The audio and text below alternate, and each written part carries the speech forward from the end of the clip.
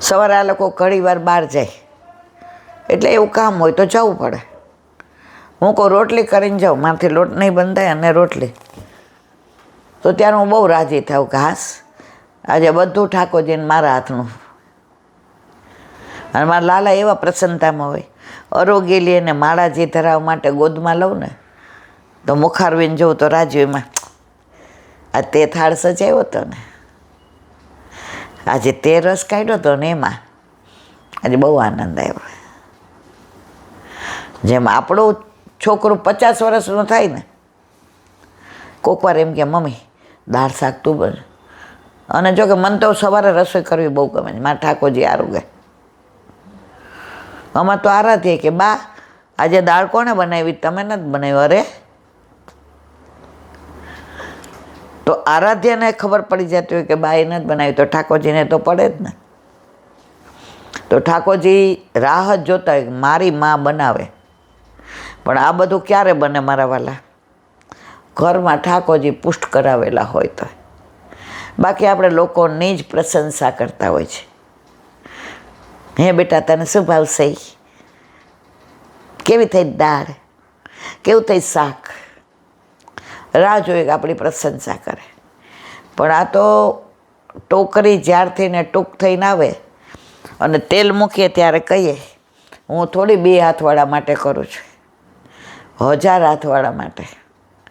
યશોદા મૈયા સેજ આવજો ને માં, વલ્લભ જોજો ને, રહ્યો મહેશ્રી વલ્લભ ગૃહ ભાવે, ભોગ સિંગાર મૈયા સુન મોકો શ્રી, વિઠ્ઠલ નાથ કે હાથ કો ભાવે, નીકે નિલોય શૃંગાર કરત હે, આછી રુચિ સો મોહી પાગ બંધાવે, તાતે સદાય ઉહાઈ રહત હો, તો ડરી માખણ દૂધ છિપાવે, ચિત્ત સ્વામી ગિરી ધરન શ્રી વિઠ્ઠલ, નિરખી નયન ત્રય તાપ ન સવે.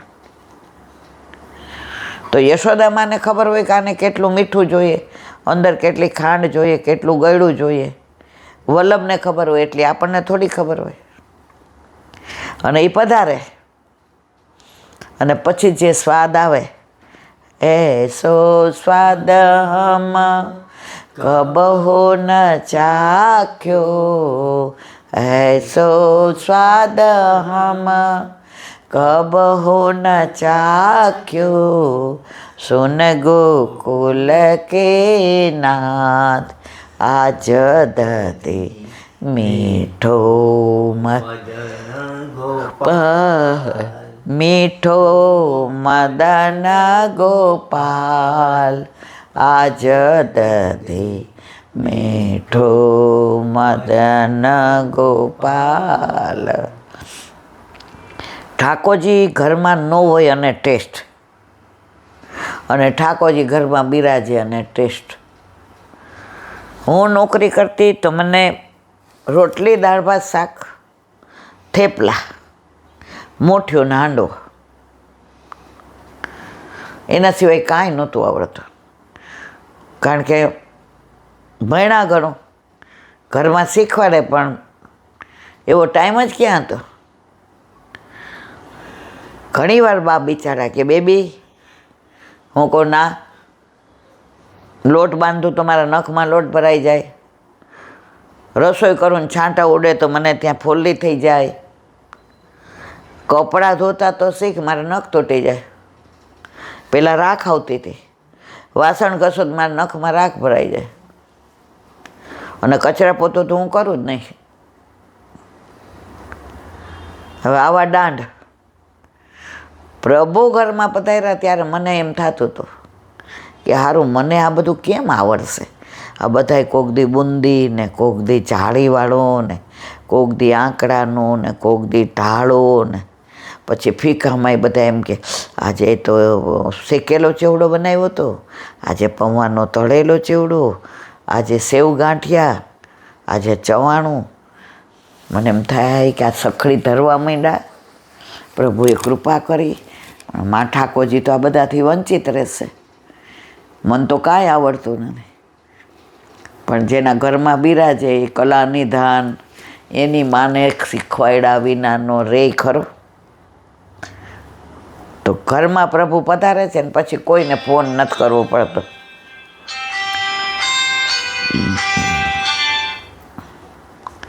પછી કોઈને પૂછવું નથી પડતું, બધું એ શીખવાડી દે છે. અને એની પ્રતીતિ મને તો સાક્ષાત છે જ. ઓલા અન્નકૂટમાં બધા એમ કે ઘૂઘરા આવે,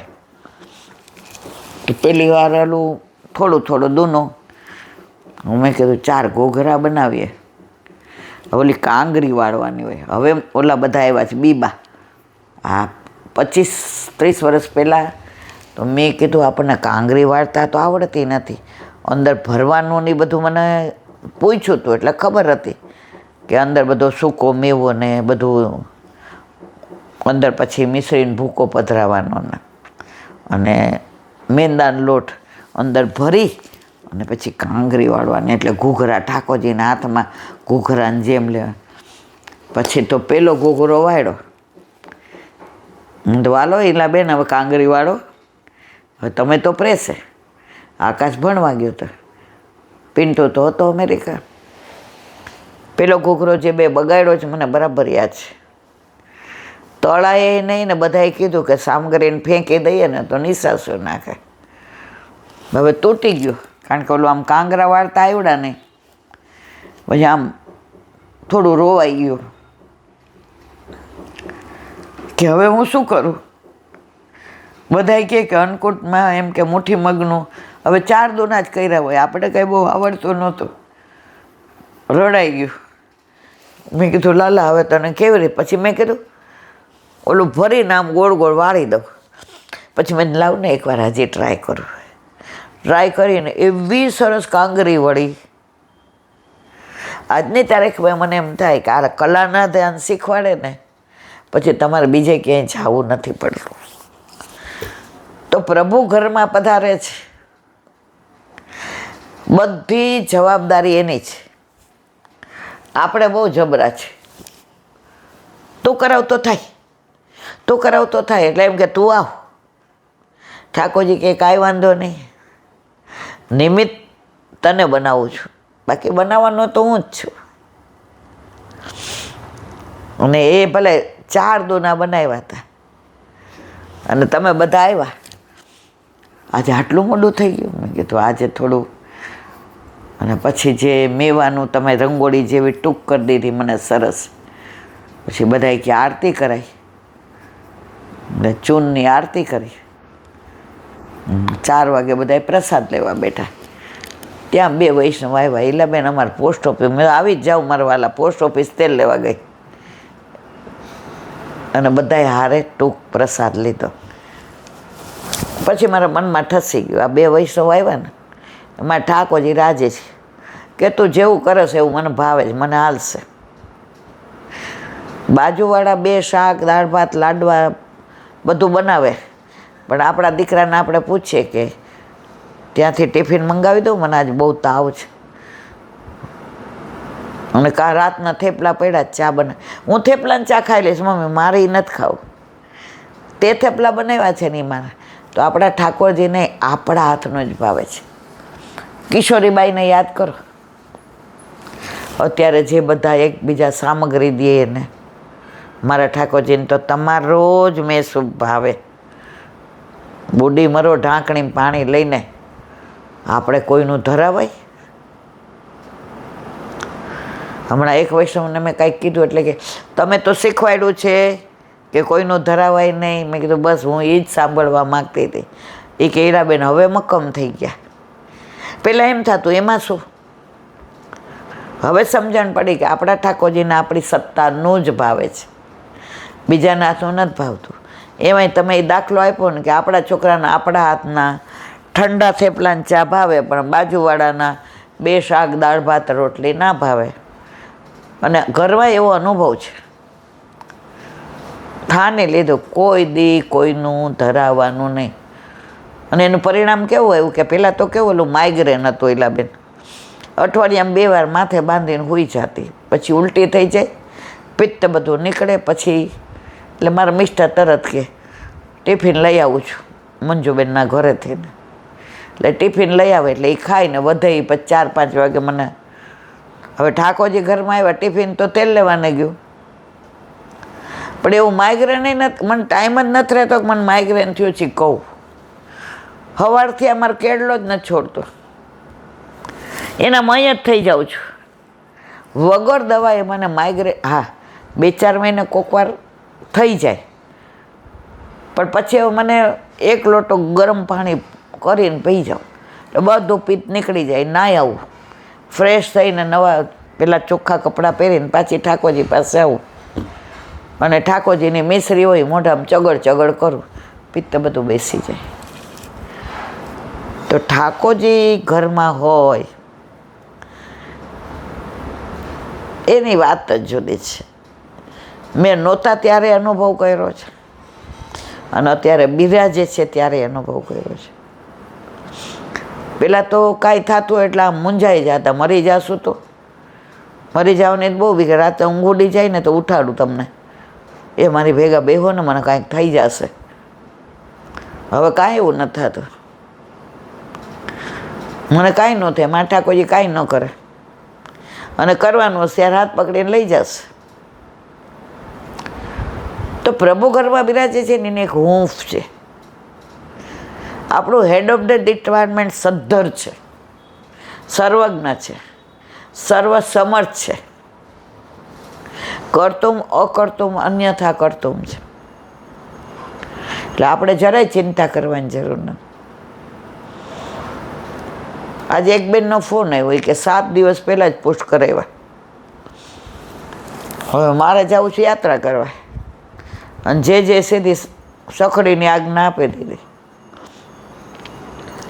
અને ઠાકોરજી તમે કીધું કે આપણે ભેગા જ લઈ જવાય, તો ભેગા લઈ જાઉં છું. હું દોષમાં નહીં પડું ને, મેં ના લઈ જાઉં તો પડો. 15-20 દી તમારે વિના એને એકલું ગમે? તમારા 6 મહિના દીકરાને ગમે કોઈને ઘરે? અને તમે મૂકી આવો? હા મૂકાતા હશે તો આપણે ઠાકોરજીનું કામ મૂકીએ. અને બહાર કદાચ ઘર જેટલું નથી સચવાતું. અમે વ્રજમાં જઈએ ને લઈ જાય છે, કંઈ ઘર જેટલું ના સચવે. અને સ્નાન હોય એટલે તરત કહી જાય એમના જેમ સ્નાન કરી આવું. હવે ગોપીને ઘરે હવે દોડો જશે, જોજો. બધું નથી સચવાતું, પણ આપણા ભેગો આપણો પ્રભુ છે ને, એનો આનંદ છે, એનું મુખારવિંદ, એના હાવભાવ, એના નેત્રો, એના અધરોષ આપણે જોઈએ ને એટલે આપણે રાજી થઈ જઈએ. મારા ઠાકોરજી મારી સાથે બહુ રાજી છે, એના કરતાં આપણે બહુ રાજી છે કે પાછળ કાંઈ ચિંતા તો નહીં. અહીંયા મેં કીધું કે નથી ખબર, એક બેન બેંગ્લોર ને સાઉથમાં ફરવા ગયા, એટલે એક વૈષ્ણવ એને આમ હારા થવા કીધું કે તમારા ઠાકોરજી મારા ઘરે પધરાવી જાય. તો ઓલા બેનને નવા ઠાકોરજી એટલે બિચારા ભોળવાઈ ગયા. એ ઓળખીનું હોય કાંક આ વંચક છે, એટલે એણે તો ઝાંપીજી કરીને પધરાવી દીધા. હવે ત્યારે કાંઈ આવા મોબાઈલ નહોતા, આ લગભગ 30-40 વર્ષ પહેલાંની વાત છે. એટલે એ રોજ ઓલા બેન લેન્ડલાઇન ઓલા STDમાં જઈને ઓલા બેનના ઘરે ફોન કરે, મારા ઠાકોરજી શું કરે, પ્રસન્નતામાં જ મને યાદ કરે છે. ઓલા બેન કે આ તો વેવલા છે, આ રોજ હું હાલી નીકળી જ. પછી 2 દી પછી ઓલા બેને ફોન કર્યો, એ કે આ તો મને તાવ બહુ છે, મારા ઠાકોરજીને માંડ પહોંચાણું, તમારા તો ઝાપીજી મેમન છે, મેં જગાડાઈને. અરે હવે કે કોક બીજાને કયો પધરાવી જાય. ઓલા બેન પાસે તો નવા બિચારા વૈષ્ણવ, એટલે આ 2-3ને ઓળખતા હતા. અને પહેલાં અત્યારે તો મોબાઈલમાં બધા નંબર હોય, પહેલાં તો ડાયરીમાં હોય, એટલે ફરવા નીકળાતા તો ડાયરી. ઓલા બેનને તો રોવું આવે.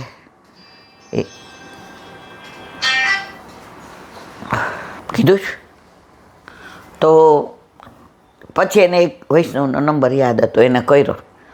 એ કે આવી રીતે થયો છે મારા ઠાકોરજી. એટલે એ વૈષ્ણવ આ બેનને ઓળખતા હતા, એટલે એ કે સારું હું લઈ આવું, પણ મારે એ કે રિક્ષામાં જવું પડે. એટલે ઓલા બેને કીધું કાંઈ વાંધો નહીં, તમારા રિક્ષામાં આવવા જવાના પૈસા હું આપી દઈશ, પણ તમે મારા ઠાકોરજીને લઈ આવો. તો એ બેન 11 વાગે લઈને આવ્યા. એટલે પાછો આ બેને ફોન કર્યો કે લઈ આવ્યા.